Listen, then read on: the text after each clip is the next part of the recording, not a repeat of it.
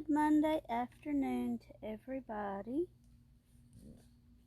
Thought I would do just a little bit of spinning while waiting on everybody to get on. We'll get to the unboxing in just a moment. This is last month's unboxing. Well, the fiber from the unboxing. I got the Under the Sea from the Fairy Tale collection. And I will move you closer in just a moment and show you more of what it looks like when it's spun.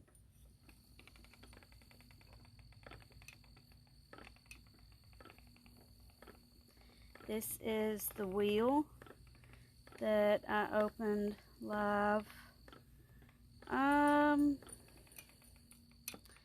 maybe a month ago.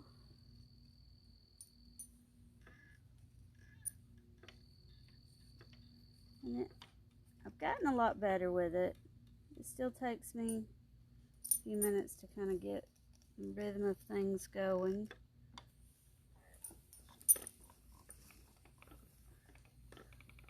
But I'm getting there.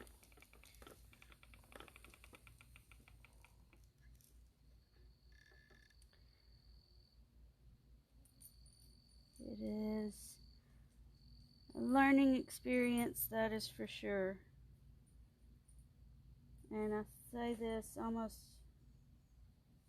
every time I do a video, but learning this has really made me have that much more respect for our ancestors, that they did this as a part of everyday life on drop spindles of various forms until spinning wheels were invented, and then on wheels after that.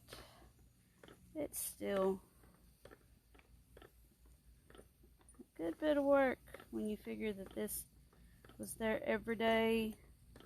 They had to do it every day if they were going to have enough fabric for everybody to be clothed. This isn't cooperating very well with me, but it is likely because I'm trying to do this on camera like I know something. That's alright. In today's world, especially on social media, we tend to see everybody's highlight reel and everybody's an expert at one thing or another, and I'm definitely not. And that is okay. I hope everyone is in the process of learning one thing or another at some point. In some way in your life, we all have to learn different things. We all have to learn new things. And that's okay.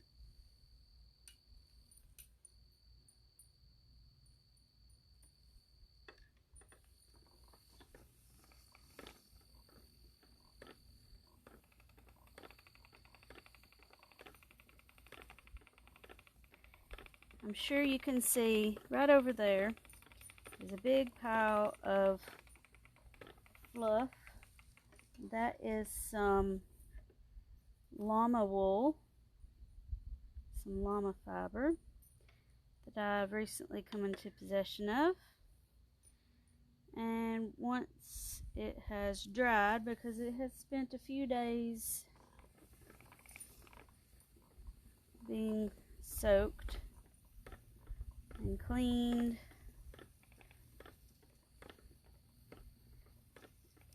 and it spent today in the sun drying. Once that has spent some time getting dry, it will go on my spinning wheel very soon.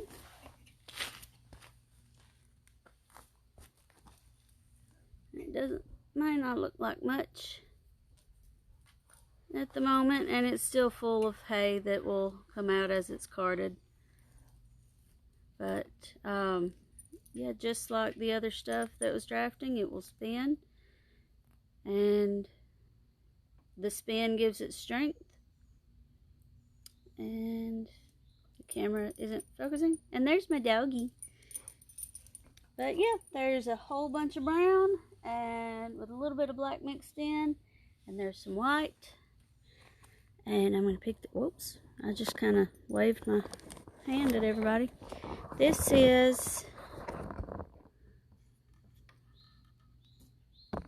looks like a tangled mess. But this is the fiber that you see there, spun up into, this is a single ply yarn for the moment. I'll likely do it as 2-ply. Yeah, there it is. So I talked a little bit about this whenever I did the unboxing of the spinning wheel, but that's the treadle, which moves the footman, which turns the wheel, which turns the drive band, which turns the pulley on the flyer, and this is a double drive, so it turns both the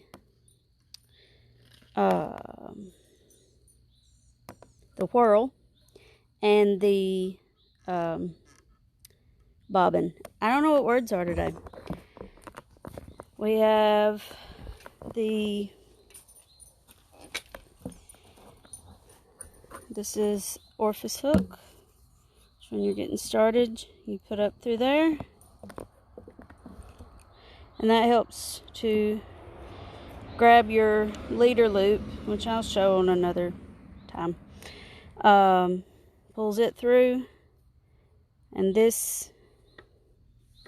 yarn goes on these hooks before it goes through here, and that's what gives it all the spin. The tricky thing with these is figuring out the tension, and because the tension controls how fast it spins, how quickly it pulls it onto the bobbin, and all such as that. And I believe it was Crystal that mentioned Sleeping Beauty. And I tried to explain when I unboxed the wheel, and I tried to explain it on my last video. But what they would do is, instead of a bobbin and a flyer, they used to have I called it something a minute ago. Y'all. Drop spindle. There we go. They had the staff of the spindle. And basically they figured out, hey, if I mount this on this other thing and make it spin, then that frees up my hands to make yarn. That frees up my hands from having to wind on. And so it gave them a faster process. And over time, just like this little bamboo skewer, it would sharpen. So in the story of Sleeping Beauty, this would have been the spindle that she would have pricked her finger on. Would have been this sharp piece right there. So we have loud trucks going by. So without further ado, now we will get to the unboxing. This is a lovely bag. Some of these bags have been pretty enough that I've been tempted. Whoa! Sorry, guys. Been tempted to keep them because I got it upside down. There's bunnies. It's really cute. And I had posted earlier I was going live as soon as I could find my scissors. And you know, I never found the scissors. Except for the one pair that I have literally tied to my little crafting area. Because if those aren't tied down, they're gonna disappear. Dixie, you're not getting on camera. We'll do a video about doggies one day, and you might can be on there. She's probably wondering why I'm sitting in the yard talking to myself like a crazy person. But that's alright. She can keep wondering that because I wonder about some of the stuff she does. So, I did see one spoiler. I just couldn't help myself this time. So I know it's some of what is in here, but not all of it. Okay, so we have Sweet Speckles. Okay. In your bag, we have...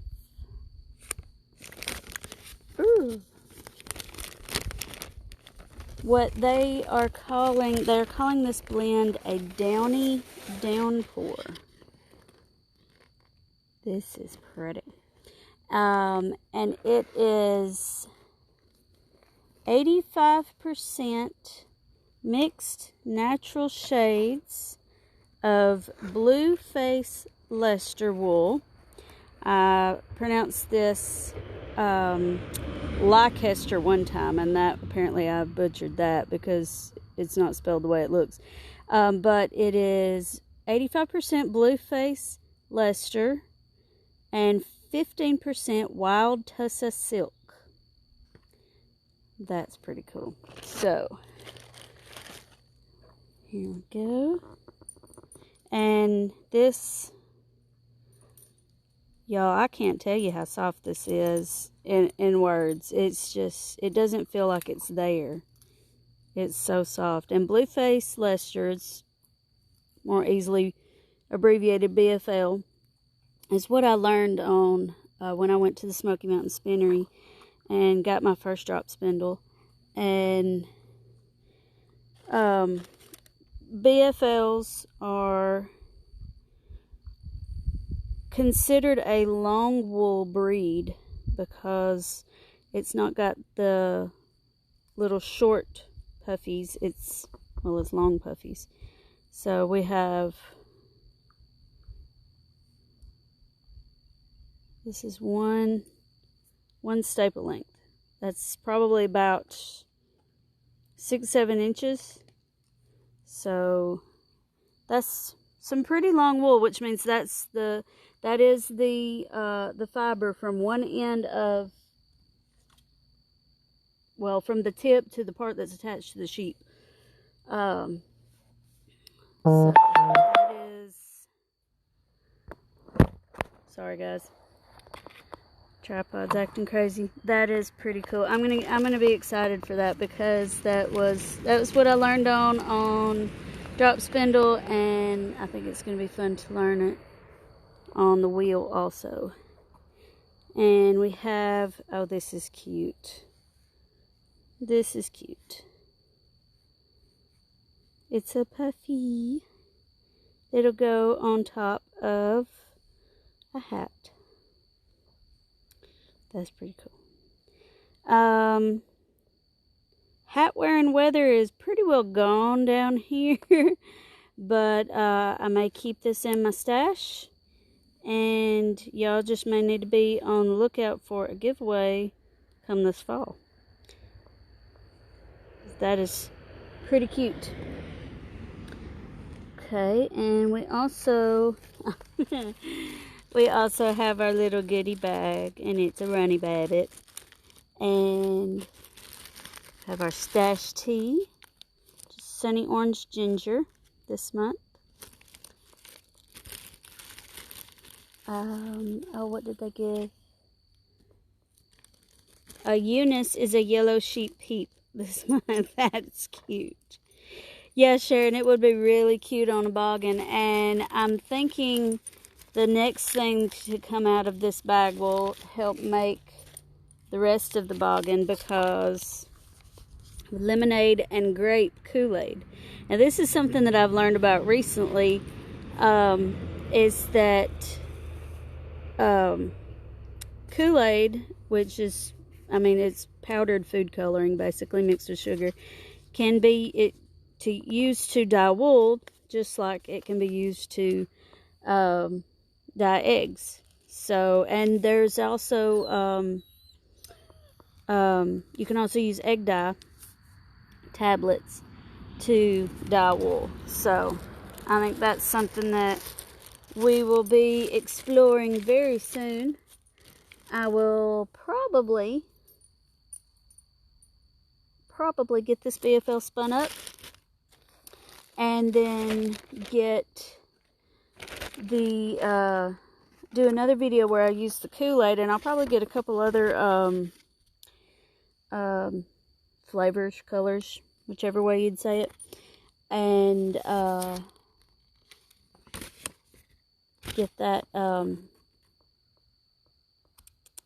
get some different colors in there and see if we can't make something that boggin topper puffy thing can go with.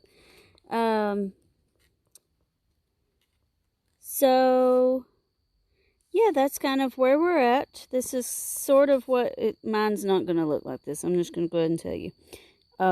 Somebody much more professional than me, much more experienced than me did that. But it will be cute, especially, I think, in a boggin with that little topper on it and adding some different color to it. And they actually sent instructions on how to dye with Kool-Aid. So the vinegar that you'd use, especially like with dyeing eggs, you would again use it with the Kool-Aid. You wouldn't normally use it with the Kool-Aid, but I hope you wouldn't. That would probably be really gross. That helps the color attach to the dye.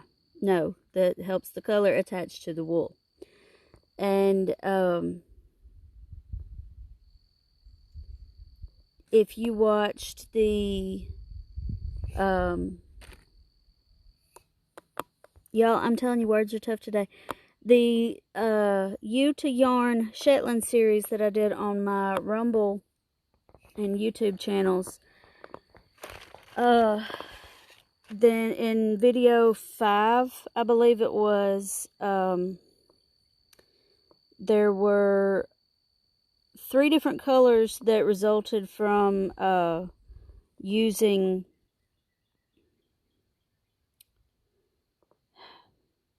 blueberries. That's what it was. And the vinegar affected the color. So there's lots of things that we can play around with and learn and just be full on entertained by.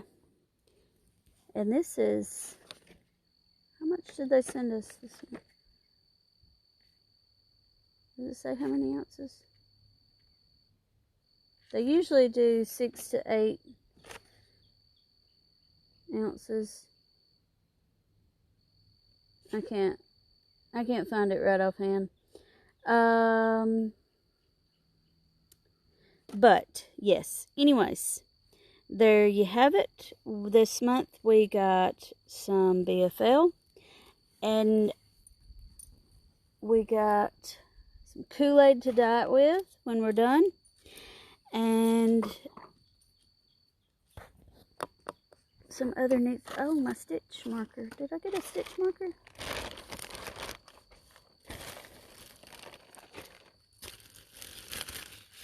I did get a stitch marker. Look how cute.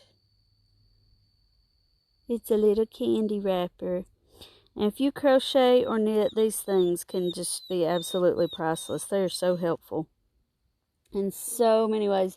The little panda bears that y'all may have seen me posting about, those could not have been made and been near as cute without stitch markers, I'm telling you. Because that velvet yarn, it all blends in on itself, and it can be tricky. So, that is all for now, I believe. If you missed any part of this video and you would like to see it again or see any particular parts of it again, this is more close-ups of the llama wool. And yes, there's hay all in it, but again, it'll come out as I brush it. Then I'll be uploading this video to my Rumble channel and my YouTube channel, no, I don't even know what my channel is. Robin's Crocheted. No, that's not it either, y'all. Spin, Crochet, Repeat, RCC. That's what it is.